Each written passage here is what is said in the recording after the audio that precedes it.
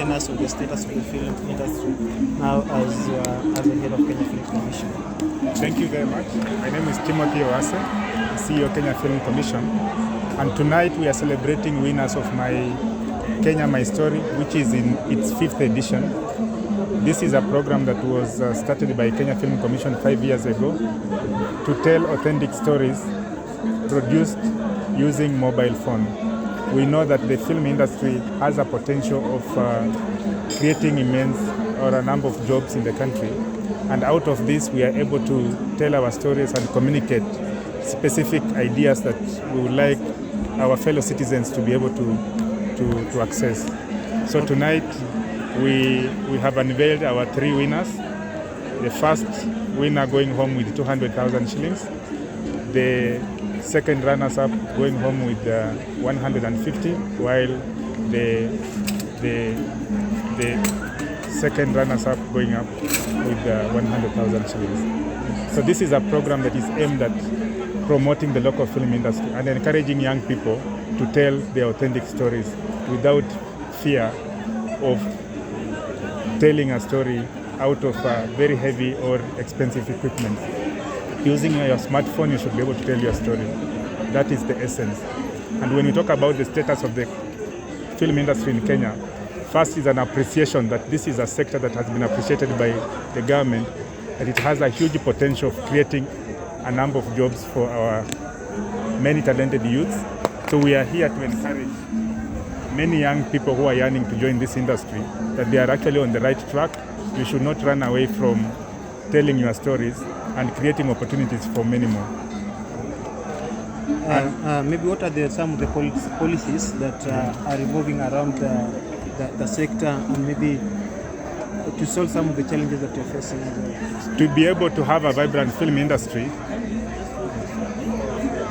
in order for us to tell or to have a vibrant film industry in Kenya, the Kenyan government, through the Ministry of ICT, has actually championed the enactment of a national film policy and bill, which is aimed at straightening or putting a specific legal framework that will enable co-productions to take place, that will be able to give us room to establish a film fund which will champion productions in the country, as well as mechanisms for capacity building in the country, and also to grow the market for content that is being created in the country.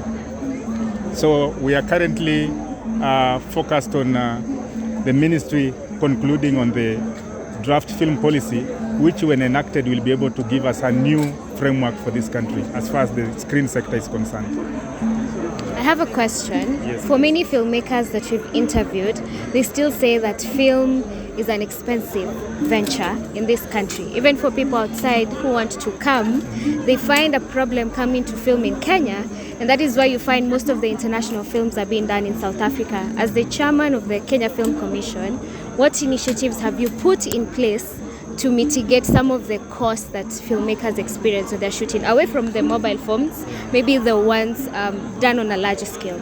As I had mentioned earlier, the legal framework is going to provide room for film incentives which will be able to promote the local filmmakers to tell their stories, and also to cushion international filmmakers who are coming to Kenya to produce or to shoot their films from here.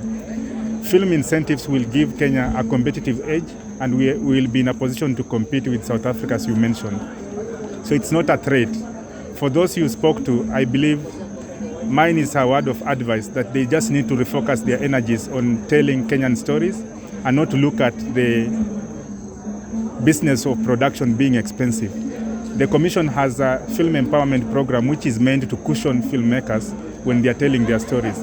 So I think whoever you spoke to, I'll advise you to go back to that person and just encourage her or him that they need to reach out to Kenya Film Commission for further advice. Okay. Yes.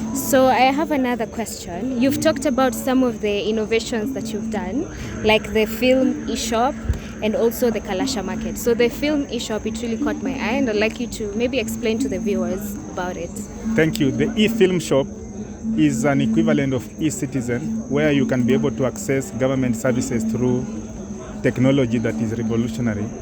The reason as to why we came up with this is because for you as a producer, if you want to shoot a film, you need to get a license from Kenya Film Classification Board. If you want to shoot from a national park, you need permission from KWS. And if you want to use a drone, you must get a license from KCAA. So for us to enable filmmakers to access these services through a one-stop shop, we came up with an e-film shop, which is an e-service provision by Kenya Film Commission. And it's all about getting the same licenses, but without you having to visit all these offices. You just need to go online and access the service. Okay. Yes. Thank you. Yes, yes.